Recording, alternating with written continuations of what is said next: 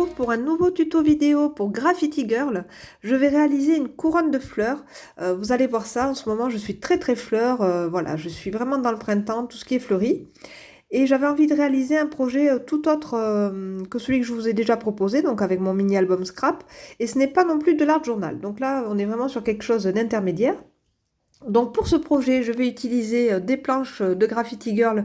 Alors je vais vous dire les noms, c'est la planche Champink, la planche Floral et la planche Leaves. Donc pour l'instant, j'utilise ces trois planches. Vous me voyez faire des tamponnages sur un ruban adhésif, un ruban de masquage très large. Je suis en train donc de me confectionner des masques, vous allez voir pourquoi. Et j'ai opté donc pour la grande marguerite de la planche Champink. J'ai opté aussi pour des feuilles de la planche Leaves, donc une jolie branche comme ça, très fine. Et j'ai opté aussi pour 3 fleurs de la planche florale.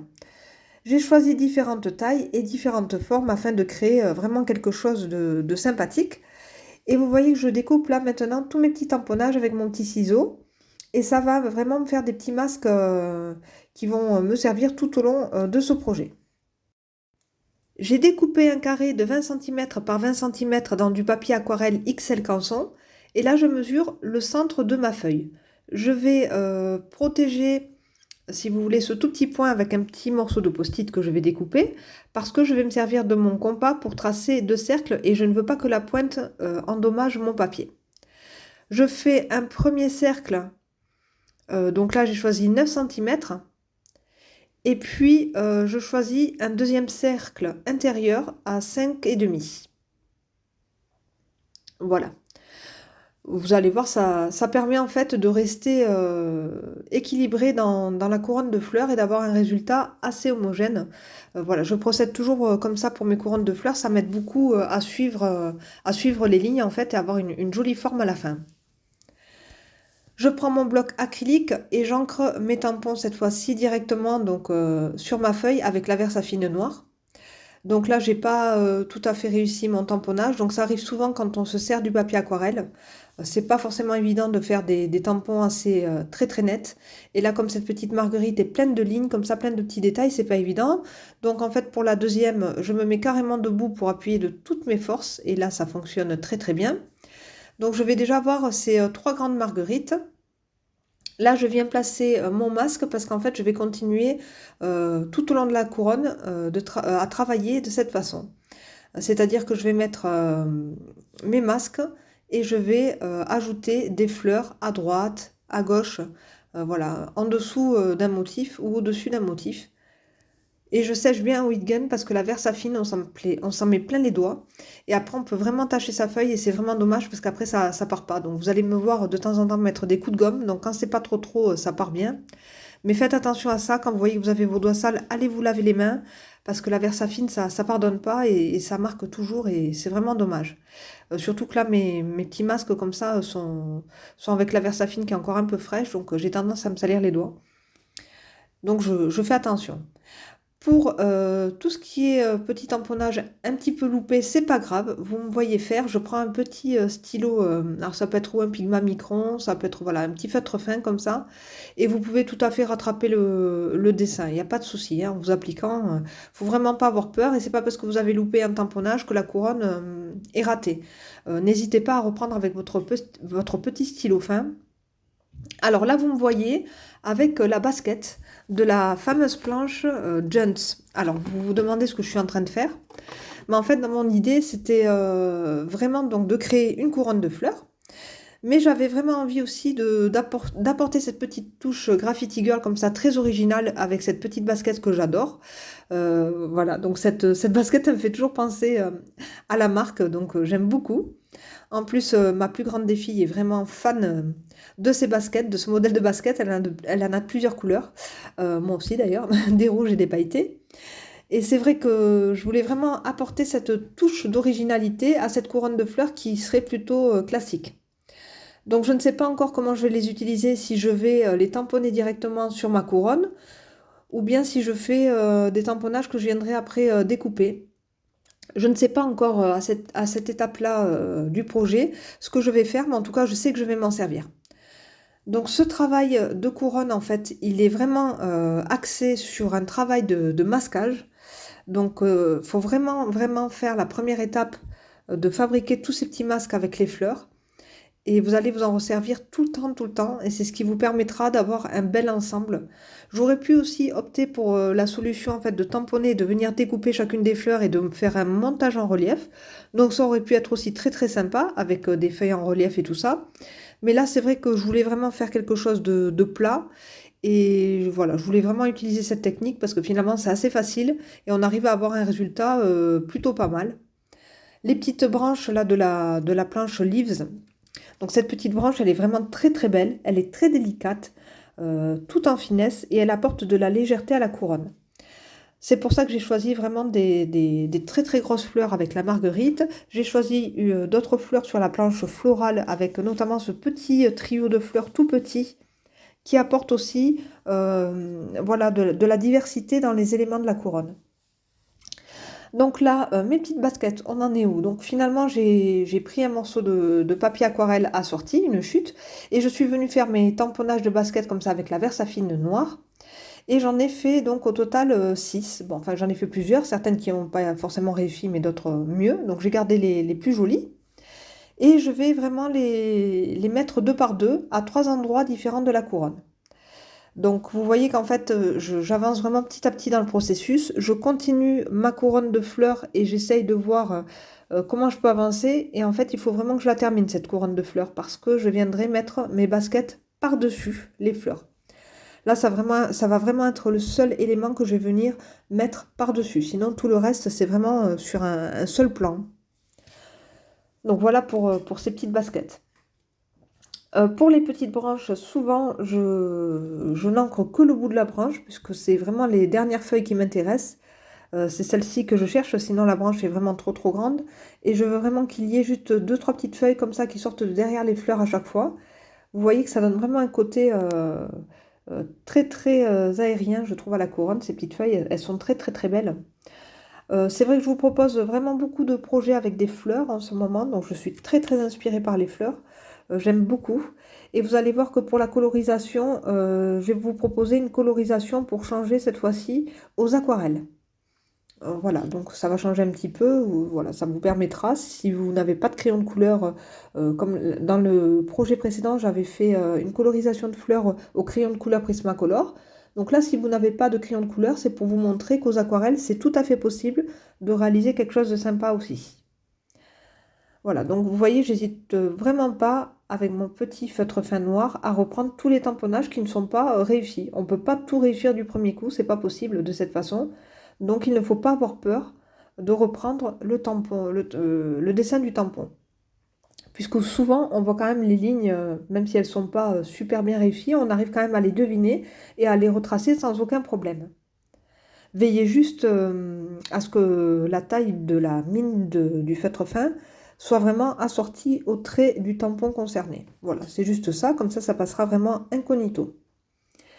Alors, vous avez vu que de temps en temps, je prends vraiment carrément un grand post-it parce que j'ai peur d'aller trop loin avec ma branche et voilà, qu'elle tamponne trop loin, plus loin que ce que je veux. Donc, je mets carrément un post-it pour protéger tout l'ensemble derrière. Je me lave bien les mains, vous avez vu, avec une lingette. N'hésitez pas, hein, parce qu'en fait, quand il y a des petites traces comme ça de Versafine à la gomme, c'est vraiment très embêtant.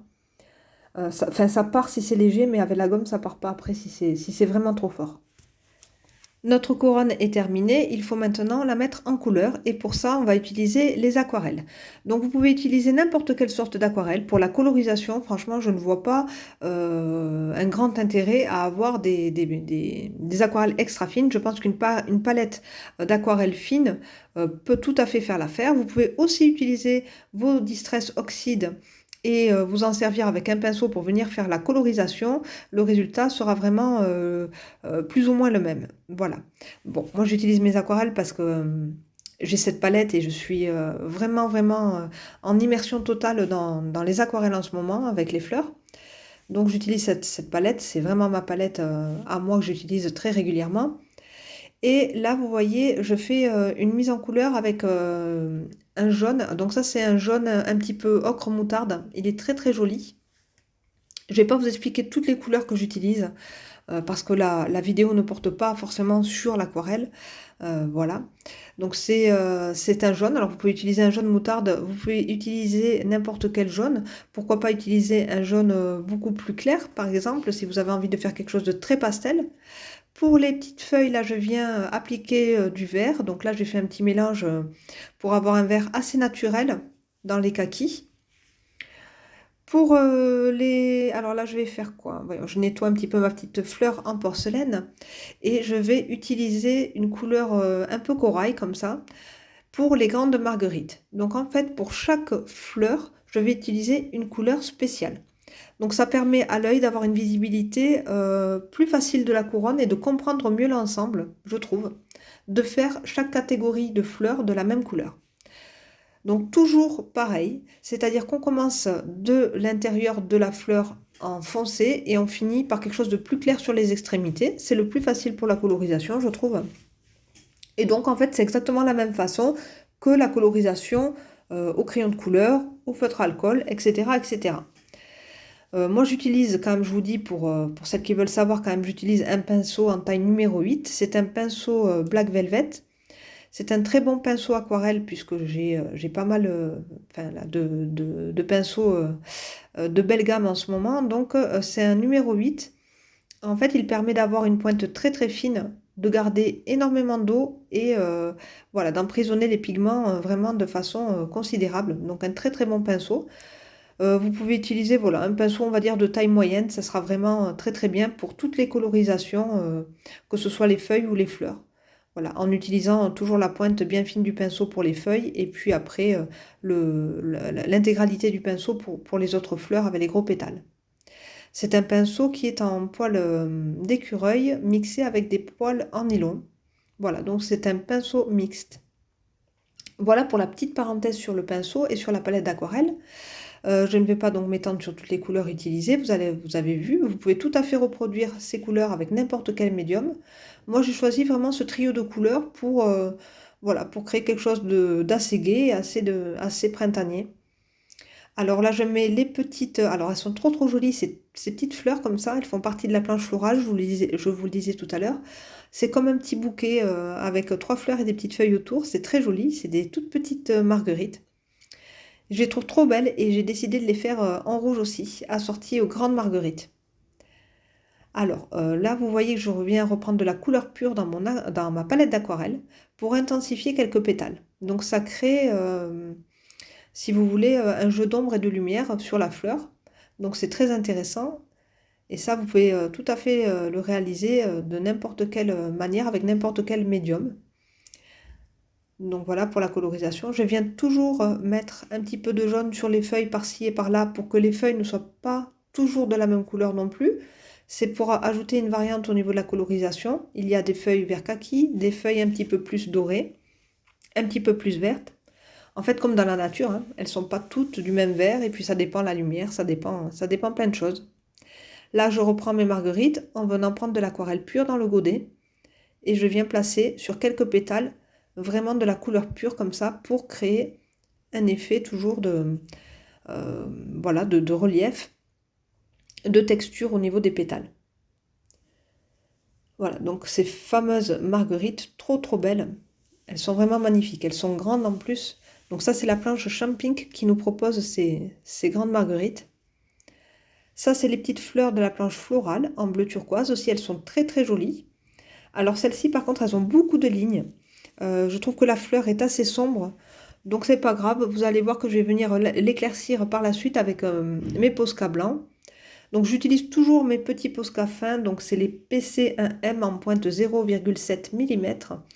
Et je reviens toujours travailler, mes tamponnages avec mon Posca noir. Et je viens avec mon Posca blanc aussi, rajouter de la lumière par endroits.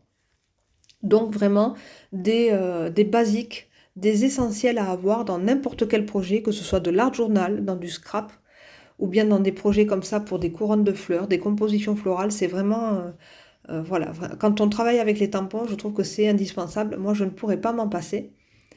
Donc je reprends vraiment tous les cœurs des fleurs et je viens ombrer. Alors là, c'est avec un crayon de couleur, pardon, je vais y arriver. Avec un crayon de couleur polychromos, c'est le noir. Voilà, j'ai toujours ou mon Prismacolor ou mon polychromos noir à côté de moi. Le blanc aussi, puisque je les utilise toujours pour créer mes ombres. Donc je trouve que c'est aussi un indispensable.